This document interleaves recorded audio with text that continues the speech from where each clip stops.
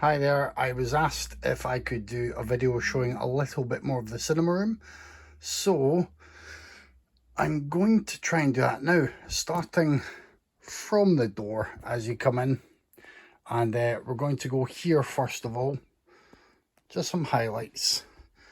I'm not very good with the camera operation, so both the Shawscope sets there, collection of Funko Pops, Godzilla, Gamera, I think tucked away in there.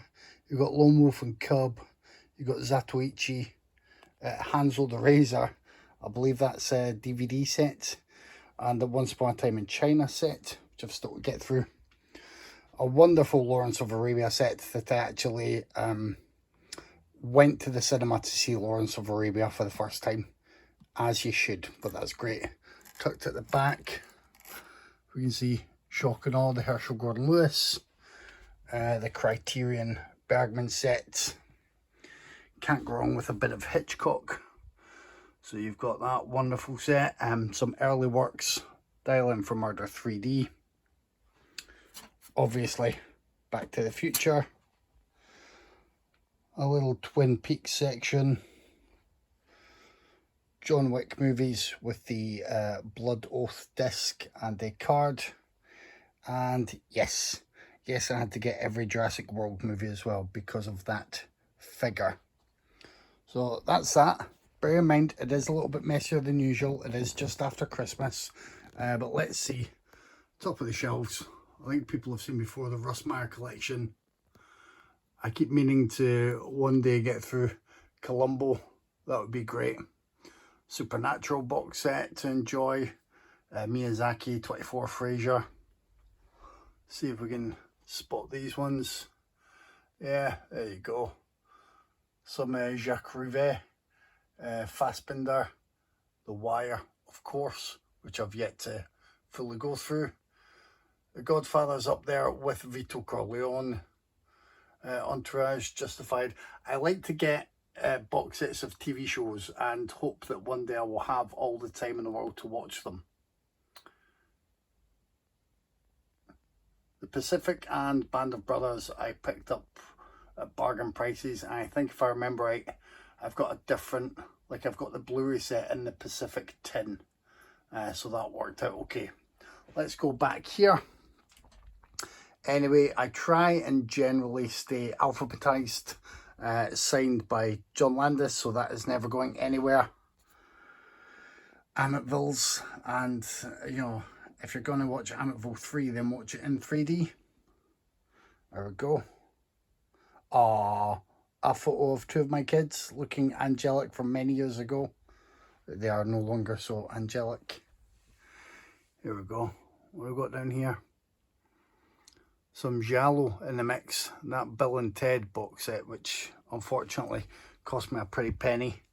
The Blade Runner tin, if you had a crack, that is my knee. Boiling Point, the Before trilogy, which I've yet to watch. BFI Ghost Stories for Christmas, quite a few of those. The Bava box set is a beauty. And then further down, Bruce Lee, etc, etc. And 3D glasses lying about. Bit of Carry On tucked in the corner there. And let's go back up. Caligula, which I'm amazed we've not picked for the podcast yet. Candyman, the new Candyman's tucked away there. Carry, of course, some more carry-ons. Coming down here, I managed to buy this from someone. It's signed by Kevin Smith, so that was a nice little collectible slash keepsake for me. I do agree with the general love for Citizen Kane, so there is that. Not sure whether I'll buy Clerks 3 yet, but maybe. Quite a lot of indicator titles dotted about, such as Corruption, as you'll see. Comic Strip presents The Cottage. Thank you for the review. Will try harder. That's from Paul Andrew Williams, who was very nice enough to give me one of my first little interview pieces when I was writing for Flick Feast, and I'd watched a film called Cherry Tree Lane that he directed, and I wasn't a fan. So fortunately he was gracious and nice when we met. We had a good conversation, and I cheekily did say, I really like the cottage. Could I get your signature on this? Going down to some more box sets, Marlene Dietrich. I got these. I've seen a couple of Dietrich movies and she's wonderful, so I look forward to the day when I watch everything there. Crash is a great film. This super duper edition of Das Boot, I think, if I remember right, a friend of mine, I think it was Kevin Shields, gave me a heads up on that one and tucked it back. You've got the Dam Busters and Dallas Buyers Club. You've got the standard. Oh, there was a judder. These, you know, these are obvious ones that people will have. Demons, I really like the steelbook, so I've kept that, but obviously had to upgrade.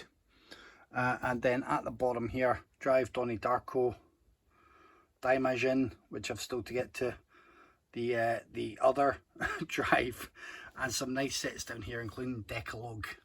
Well, if you can see in there, and obviously the Death Walks Twice set. And over here, is that Monkey? That's Monkey, and just below Monkey, you might not be able to see, but the water margin is there. I've got a couple of movies on top. I've basically slightly run out of room. Buffy and the Angel set I picked up quite cheap from CEX online, actually. And I do have a box of doublers, which I have tried at one point to give some of those away as prizes. And we don't always get enough engagement, so that did not happen. Anyway, let's move up here. Gotta love that Hammer shelf. Got to. I've been buying those since they were first announced. And the William Castle sets are beautiful as well. So that may have another 1 or 2 sets to go. I'm not sure of the release schedule or what else may appear, but I'll certainly be keeping up with those. General stuff here. I love that Dune set. Dunkirk was a cracking time at the cinema. The Event Horizon set is a great package for that movie. And this I signed up for, I think it was the Kickstarter or Indiegogo, one of those things, for an autographed copy. I was lucky enough to see Everyone's Going to Die at the film festival in Edinburgh. And I was a big fan, Let's go down here. I highly recommend The Farther as a documentary about space exploration. The Flash Gordon set is a lovely package again. Fear and Loathing in Las Vegas. I think we've done Female Prisoner, Scorpion. I think, if I remember right, we've done the first one for the podcast. Undoubtedly, we may get to the others eventually.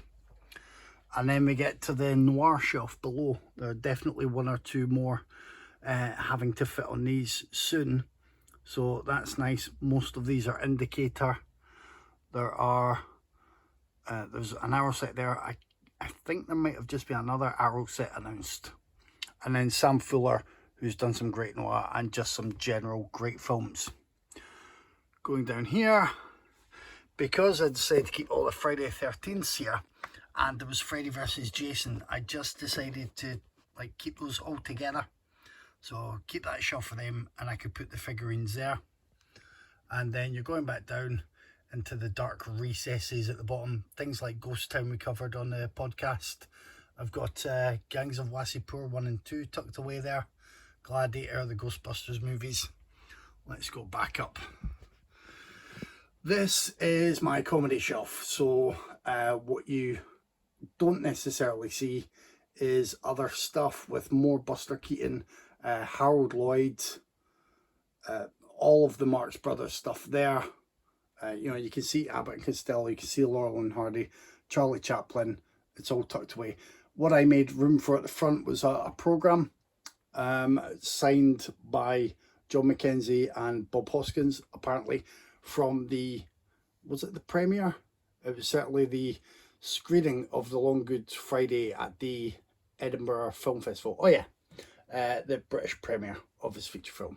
So that is a prized possession. I paid a bit much for from someone, but with great appreciation. It was a nice memento to have.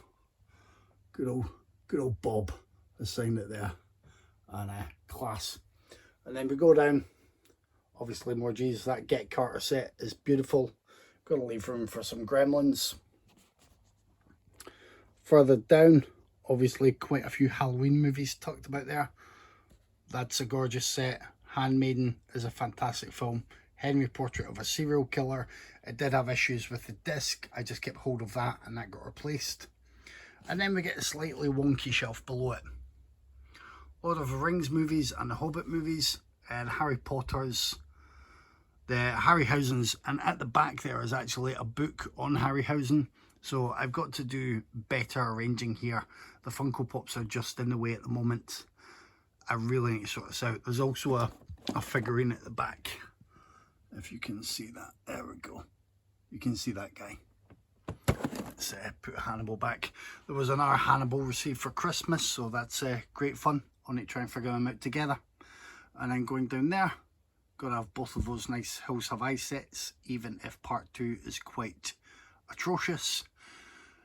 Got to have that Hollow Man set, even if Hollow Man 2 is quite atrocious. Going back down, I do enjoy the Ice Age movies, so they are there sitting alongside the Infernal Affairs movies, which is obviously a much more sophisticated movie series, but I am nothing if not eclectic. The Human Condition is there, Indiana Jones is there. I mean, that takes us to about 11.5 minutes, so we're getting to the J's. I'm a big fan of Jennifer's Body. That James Dean set's lovely. We covered Johnny Guitar on the podcast. That is nice. I'll just end with the next shelf down for this one. King of the Ants is one of 2 DVDs I was lucky enough to have signed by Stuart Gordon. I met him and was able to interview him while he was in Edinburgh. It is a cherished memory. I don't think I had a decent phone camera at the time. I didn't record everything. Like, I didn't keep the recording. I think I managed to record the interview, and I basically tried to write down everything that he said. And it was a fantastic moment in my life. But we will end that there. So yeah, we're going to end with the K's. And next time, we shall see what lies throughout the rest of the alphabet. Okay? No thumbs up this time because I'm busy holding the camera. Bye.